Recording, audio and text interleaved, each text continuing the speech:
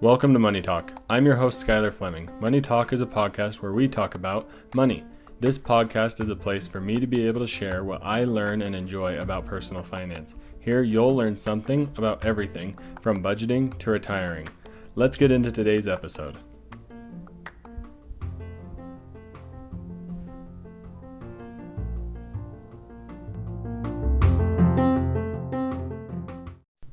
Welcome to this week's episode of Money Talk. We are 8 episodes in, and I am shocked at how quickly this podcast is growing. There are so many listening to this podcast. Thank you so much for listening.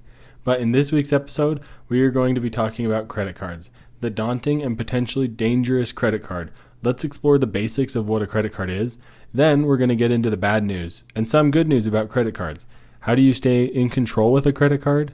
We will also talk about that today as well. Then we'll wrap up with my stance and thoughts on credit cards, and hopefully by the end of this episode, you'll have a better understanding of credit cards as a whole and be able to take your own stance for credit cards. Thank you for listening to Money Talk, and let's get into today's episode.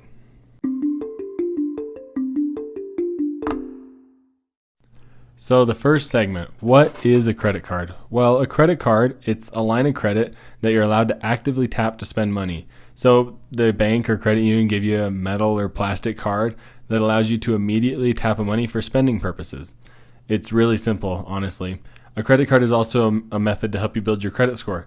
You'll sometimes hear banks or credit unions push a secured credit card, and that's a way of having you back the credit limit instead of them, so that if you can't make your payments, you have a safety net to fall back on with the secured amount for your credit card.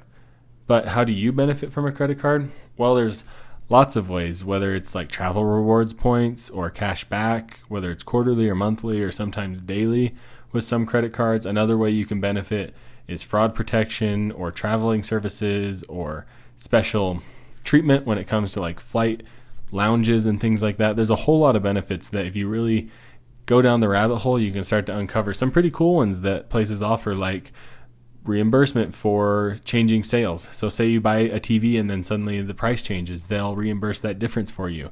Or a cool one that's starting to fade away is extended warranties. So say you buy something with a year warranty, some credit cards used to extend that warranty out for 2 years, which is honestly pretty great because most manufacturer warranties usually run out right when the product starts to fall apart, don't they? So the credit card warranty really helped a lot of people out in those cases, but that one is starting to go away. But there are a lot of benefits from credit cards that get handed down to the consumer that you could benefit from. But why do banks offer credit cards?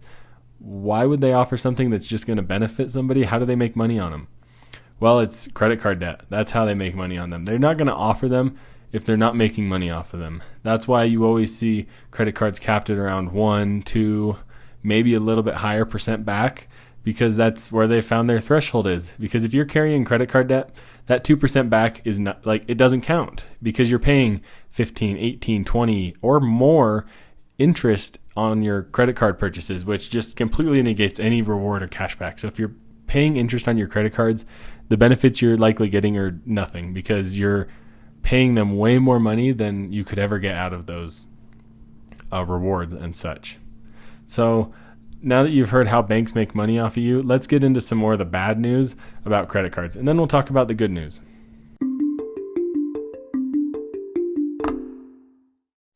So now let's get into the bad news about credit cards.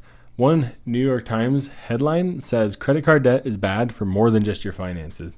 The article reads that the stress of carrying credit card debt through adulthood is linked to poor health, including joint pain or stiffness that interferes with daily activities. And that's from a study by the University of Missouri.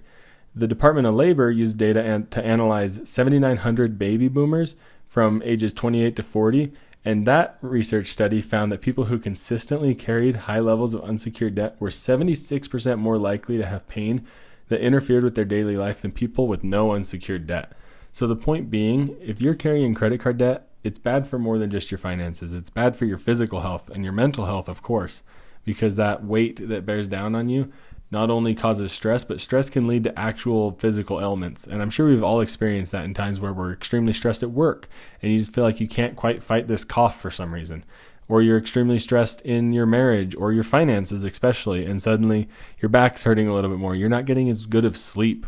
And credit card debt can extremely impact your physical health. in some crazy ways that you might not imagine. Like it said, joint pain and stiffness that interferes with daily activities. That's no fun. You're out there putting things on a credit card so that you can have fun, and then you're carrying the credit card debt, which is ultimately degrading your physical health, making it so you can't have fun in your day-to-day life. Like I said, banks offer credit cards for the interest rate, which is bad news to you. Do not pay interest on a credit card. It's not going to lead to anything good for you, I promise. Stay far away from credit card debt and that interest rate. It's the worst kind of debt. The only thing worse would probably be a high interest collateralized debt. Like if you have an auto loan with an interest rate that's rivaling a credit card, get away from that because they can take your car back. At least with a credit card, it's unsecured. They can't and won't come take your random things that you're buying with your credit card away from you. They will try to collect on the debt, and that can cause even more stress and pain for you, but you're not going to lose your car or your house with credit card debt. That's at least a slim silver lining, I guess, but credit cards can be a lot of bad news, and all the bad news comes with credit card debt. But there is good news about credit cards. Let's get into that next.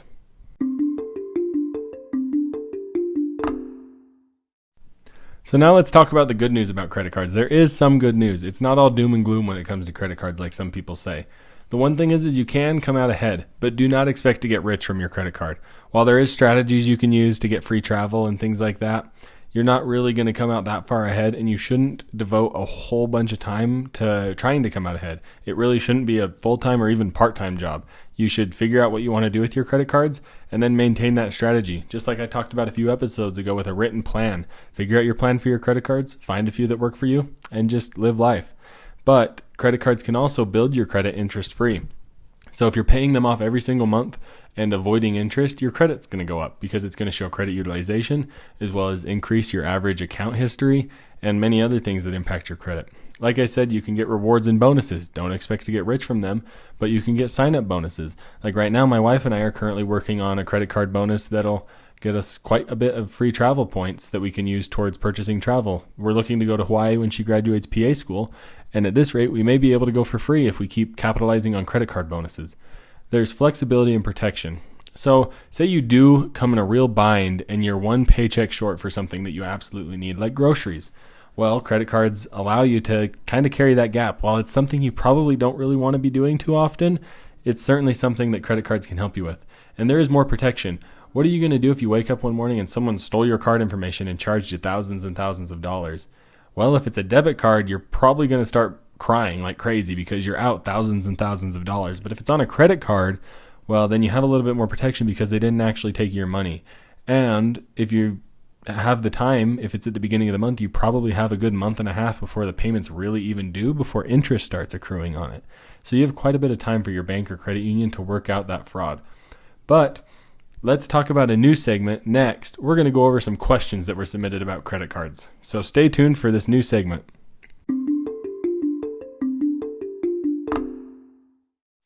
Welcome to a brand new segment where I'm going to be answering some rapid fire questions that were submitted to me from listeners in our audience. So here we go. I'm just going to go through these questions really quickly and give you a quick and concise answer. So the first question is, why are credit cards a good idea? Well, they're a good idea for a few reasons. You can build your credit interest-free. You can get interest-free rewards that are also tax-free. You can get an occasional nice sign-up bonus. You get additional flexibility and maybe some cool little bonuses like extended warranties or some nice sign-up bonuses and some additional fraud protection. Next question is, what is the use of a credit card? Well, it's just simply a way to spend your money, but also a way to maybe get some cash back from it. Next question is it better to pay off a credit card in one go or monthly? Well, you should be paying off your credit card every single month, and you should be avoiding interest. Never, ever, ever pay interest on your credit card.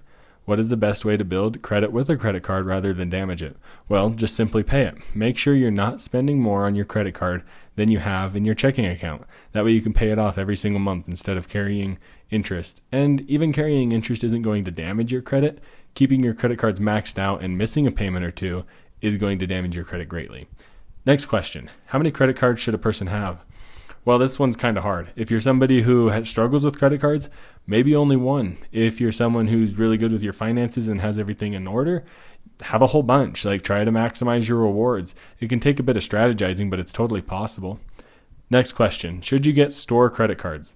I say yes. If you're not currently doing something with trying to get a cashback bonus or a sign-up bonus, and you frequent a store often enough like Walmart or Best Buy, or some reason you're purchasing a lot at one specific store, the store credit card probably isn't a bad idea because they generally offer higher than normal on that store specifically.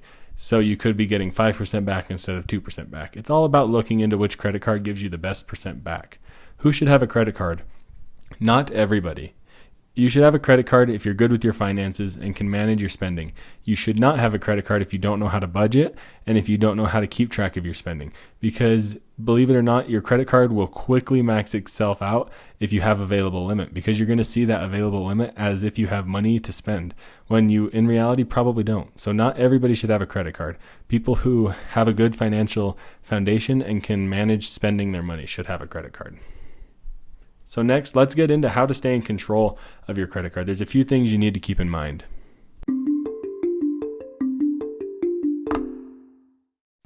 Okay, so let's get into how to stay in control of your credit cards. The first step is to budget, which is next week's episode actually, but you need to make sure you're budgeting. You need to make sure you have a plan of where your income's going to go, because whether you're spending out of your checking account or off a credit card, you need to make sure you know where your money's going. So if you put $1,500 in your checking account because that's how much you budgeted to spend this month, make sure you're not spending more than that on a credit card. But being mindful of your expenses and budgeting is key.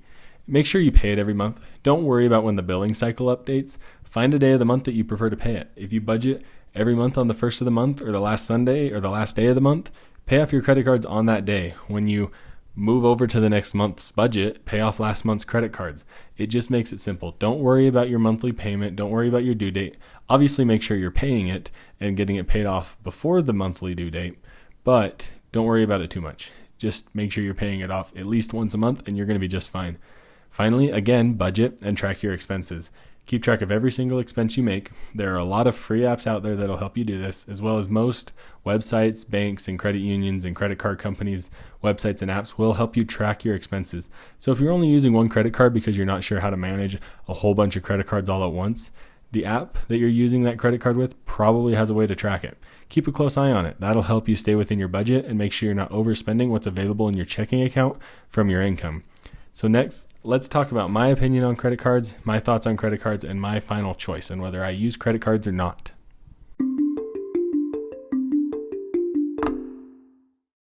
So let's talk about my thoughts around credit cards.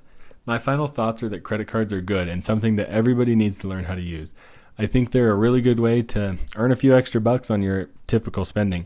And that is the key, is to make sure you're using them for typical spending and not spending extra just because you have a higher limit available. Honestly, ignore the limit. Don't even think about it. Just put your regular spending on there and it'll make you some nice cash back. But if you can't use credit cards and they cause you to overspend and get in debt, then stay completely far away from them. Put them on the other side of a brick wall and don't even consider them if you can't pay them off monthly. It's just not worth the risk of carrying that high interest debt from month to month and paying like crazy just to carry a few expenses from month to month. Pay your credit cards off monthly. And I enjoy the rewards that we've gotten from our credit cards, even though it's pretty much negligible. It's not a ton of money, but it is something. Me and my wife are also following ChooseFI's travel hacking strategy with credit card reward bonuses. Like I mentioned earlier, we're planning to go to Hawaii when she graduates PA school and possibly do it for free with credit card rewards. So make sure you check out ChooseFI's travel hacking guide on their website if you want to know how to get started with that. It was really helpful for me. And another thought of mine is that when you have margin in your financial life, it unlocks so many possibilities. So being able to use credit cards for every single expense is something that we're afforded because we're not living exactly paycheck to paycheck. We know how much money exactly we have to budget with because we're budgeting based off last month's income. And it's unlocked a world of possibilities, even just this small financial independence step of budgeting based off last month's income.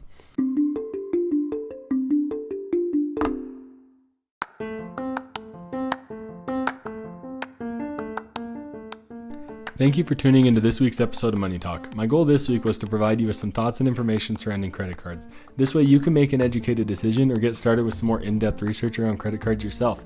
There can be a lot to learn about them as there's all sorts of different kinds of credit cards, but ultimately the choice is up to you.